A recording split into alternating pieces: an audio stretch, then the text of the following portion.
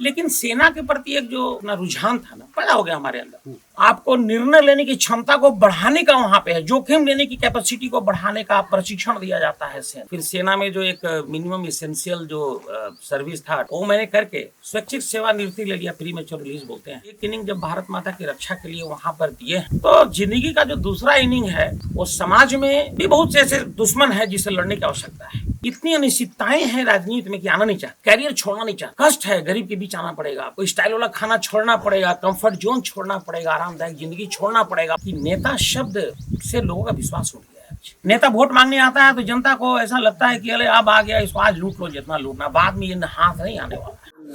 सभी को नमस्कार। झारखंड के पलामू जिले के एक पिछड़े सब डिवीजन का नाम है हुसैनाबाद, जिसे कुछ लोग जपला के नाम से भी जानते हैं।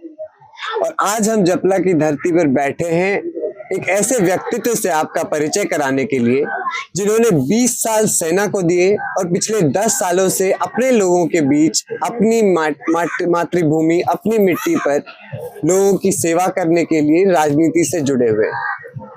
आज हम आपका परिचय करवाएंगे कर्नल डॉक्टर संजय कुमार सिंह जी से। और बहुत बहुत धन्यवाद सर, आपने हम लोगों को आज समय दिया। कर्नल साहब हंसमुख भी हैं, फिट भी हैं, जाहिर है बहादुर भी हैं और कविताएं भी लिखते हैं, समाज के दर्द को कविताओं के माध्यम से लोगों के सामने रखते भी हैं। जी बहुत बहुत धन्यवाद। बैठ के बड़ा मजा आ रहा है। झारखंड में सर्दियां शुरू हो गई हैं, राजनीति की सरगर्मियां भी शुरू हो गई हैं। ऐसे में हुसैनाबाद की धरती पर बैठ के ग्रामीण भाई बहनों के साथ बैठ करके उनकी परेशानियों पर, उनके कष्टों पर चर्चा करने का ये मौका शायद विरले लोगों को ही मिला होगा झारखंड में, शायद ध्यान भी ना गया हो लोगों। आपसे जानना चाहूँगा कि जो 20 वर्ष सेना में और फिर 10 वर्ष राजनीति में, ये जो लंबा सफ़र आपने तय किया है, उसमें बहुत सारी कहानियाँ होंगी, बहुत सारे किस्से होंगे। और शुरुआत से शुरुआत करेंगे कि हुसैनाबाद से निकल के सेना तक का सफ़र कैसा था, कैसे पहुँचे और फिर कौन सी ऐसी पुकार थी जिसने आपको सेना छोड़ करके वापस आने पर बाध्य कर दिया? जी मेरा पूरा शिक्षा दीक्षा तो यहीं एक संबरसा नामक गांव है, मोहम्मदगंज एक प्रखंड है, उसी में। पिताजी शिक्षक थे तो अलग अलग जगहों पर उनकी पोस्टिंग रहा करती थी, लेकिन हम लोग यहीं से पढ़े हैं, संबरसा के गांव के स्कूल से।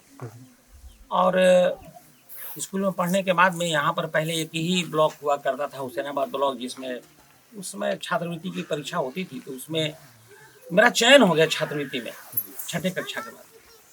तो फिर मैं यहाँ से पलामू जिला हाई स्कूल में चला गया, हॉस्टल में रहते वहाँ पर पढ़ने लगा। गांव से जुड़ा हुआ था, शहर में घर नहीं था हम लोगों का, तो गांव से हर एक शनिवार को आना जाना, यहाँ पर अपने माँ रहती थी, सब कोई थे, तो सबसे मिलना जुलना होता रहता था। और हम लोगों की शिक्षा दीक्षा क्योंकि बहुत उच्च कैटेगरी की स्कूल के गाँव में जैसा आप देखते हैं बहुत उच्च कैटेगरी की शिक्षा होती नहीं है। शिक्षा का मतलब तो जाओ चलो मास्टर हैं, गुरुजी हैं, चले जाओ पढ़ लो। तो यहाँ से किसी तरीके से हम लोग निकले। फिर जिला स्कूल से मैंने मैट्रिक किया, नंबर अच्छे आ गए हमारे। लेकिन सेना के प्रति एक जो अपना रुझान था ना, वो रुझान पैदा हो गया हमारे अंदर, जैसे पैदा हो। तो फिर पिताजी चाहते थे कि मैं डॉक्टर बनूं। मैं पटना चला गया, पटना में वहाँ पे कुछ डॉक्टरी का MBBS का एंट्रेंस एग्जाम का तैयारी कर रहा था। उसी समय वायुसेना का एयरमैन में एक निकला एडमिनिस्ट्रेटिव ब्रांच का, तो हमने फिर वायुसेना में एक वहाँ पे एयरमैन बोलते हैं, सिपाही रैंक के होते हैं, उसके लिए दिया तो हो गया मेरा। वहाँ चले गए और जाने के बाद मुझे लगा कि नहीं यार पोटेंशियल तो है, पदाधिकारी भी बन सकते हैं। तो फिर वहीं पर मेरा चयन जो है सो फ्लाइंग पायलट के लिए भी हुआ था, बट मेडिकल रीजन के चलते मैं एकेडमी ज्वाइन नहीं कर पाया। SSB क्वालिफाई किया था, PABT क्वालिफाई किया था।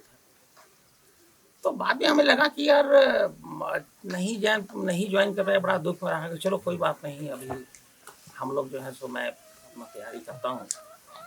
और कंबाइंड डिफेंस सर्विस के माध्यम से जो UPSC कंडक्ट करती है, मैं पदाधिकारी लेफ्टिनेंट बन गया। ऑफिसर ट्रेनिंग अकेडमी चेन्नई था उस समय, मद्रास था उस समय, चेन्नई वहाँ पर। अब सेना में, वायुसेना और आर्मी में रहने के वजह से देश के विभिन्न राज्यों में, देश के विभिन्न गाँवों में जाने का बड़ा मौका मिला। अब सेना अधिकांशतः इस तरीके के पहाड़, गांव, पत्थरों में काम करती है, लेकिन जब गांव में आता था तो सड़कें बड़ी अच्छी होती थी। पेयजल व्यवस्था बड़ी अच्छी, जैसे पंजाब का देखा, हरियाणा का देखा। जब मैं छुट्टी में अपने घर आता था तो पैदल पैदल काफी दूर जाना पड़ता था मुझे। तो फिर मैंने जानने का प्रयास किया कि क्या बात है। तो हमें कोई किसी ने बताया कि विधायक होता है और वो विधायक जो है बड़ा इंस्ट्रूमेंटल होता है हर चीज के विकास में। तो हमने कहा कि तो हमारा विधायक नहीं है क्या? बोला विधायक तो है, लेकिन वो इन कामों में रुचि कम दिखाते हैं, अपना पारिवारिक तंत्र में रुचि ज्यादा दिखाते हैं। दिल में एक इच्छा दबाए हुए रहा। फिर सेना में जो एक मिनिमम इसेंशियल जो सर्विस था 20 ईयर का, उससे तो मैं टोटल 25 ईयर किया, 20 ईयर का, वो मैंने करके स्वैच्छिक सेवानिवृत्ति ले लिया, प्री मैच्योर रिलीज बोलते हैं। और लेकर के फिर सोचा कि चलो एक इनिंग जब भारत माता की रक्षा के लिए वहां पर दिए हैं, तो जिंदगी का जो दूसरा इनिंग है वो समाज में भी बहुत से ऐसे दुश्मन है जिससे लड़ने की आवश्यकता है। करप्ट लोग दुश्मन है, समाज में जो कुरीतियों को बढ़ावा दे रहे हैं वो लोग दुश्मन है। अब ये आप जहाँ बैठे हुए आपको क्या लगता है, ये हमारा सबसे बैकवर्ड, रास्ते में देखे होंगे काफी सड़कों के नाम पर गड्ढे हैं। हाँ, सड़क के नाम पर सड़क में गड्ढा है, गड्ढे में सड़क है, कुछ पता नहीं चल रहा। ये सारी चीज एक व्यक्ति अगर अच्छा हो जाए तो इसको बदल सकता है।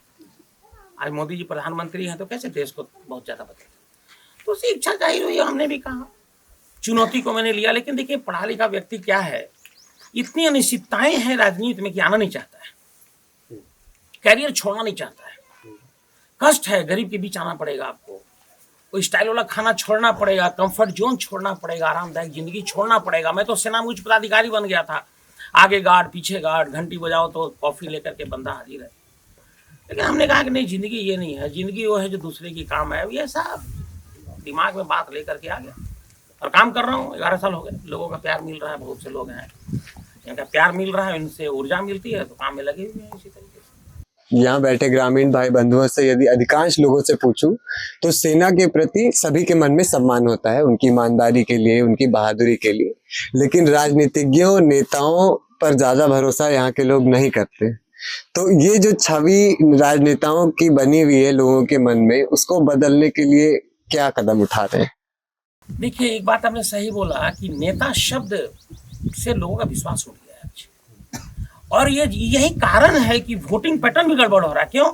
नेता वोट मांगने आता है तो जनता को ऐसा लगता है कि अरे अब आ गया, इसको आज लूट लो जितना लूटना, बाद में ये हाथ नहीं आने वाला है। सिस्टम पूरा गड़बड़ हो जाता है।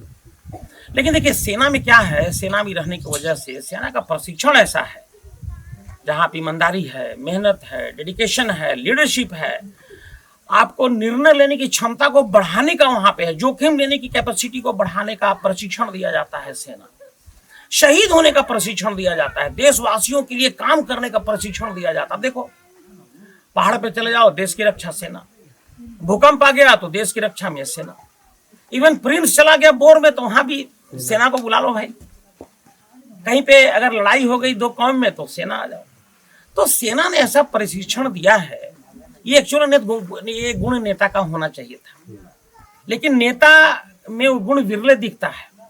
कौन सा? सब तो आप बात कीजिए ना किसी, सब बोलेगा अरे झूठ बोलता है, सब बोलेगा ये कर देंगे वो कर देंगे, कहाँ पर कुछ नहीं करता है। सब आता है, वोट लेता है और जो राशि उनके अधीन या उनके डिस्क्रिप्शन पे जो राशि से अपना क्षेत्र का विकास होना चाहिए था, उस राशि में भी कुछ कटिंग फटिंग क्या जो भी कमीशन खोरी होती है तो कमीशन खोर के रूप में उभर आता है और जनता का निवाला छीन करके, जनता का हक का पैसा छीन करके, जनता की सुविधाओं का पैसा छीन करके अपने आने वाली 7वीं पीढ़ी के लिए भी चिंतित होकर के पैसा चोरी करना प्रारंभ करता है। लेकिन सेना का व्यक्ति जो है सो हमेशा सोचता है कैसे देशवासी का जान बचाए, कैसे भारत माता की लाद रखने के लिए हम आने वाले दुश्मनों का सामना करें और कैसे हम जो है सो गोली जो चलाते हैं किस दुश्मन के ऊपर, कोई हम दुश्मन के ऊपर थोड़े चलाते हैं या कोई अपने जाति के लिए थोड़े चलाते हैं, और अपने देश को बचाने के लिए चलाया है। हमने किसी राजपूत को बचाने के लिए नहीं चलाया, हमने किसी यादव को बचाने के लिए नहीं चलाया, हमने किसी मुस्लिम को बचाने के लिए नहीं चलाया। जो देशवासी हैं, जो हर क्षेत्र, हर धर्म, हर भाषा और हर बाउंड्री से लोग जो हमारे नाता रिश्ता उनको बचाने के लिए चलाया। तो ये लेके यहाँ पर हम जज्बाए हैं।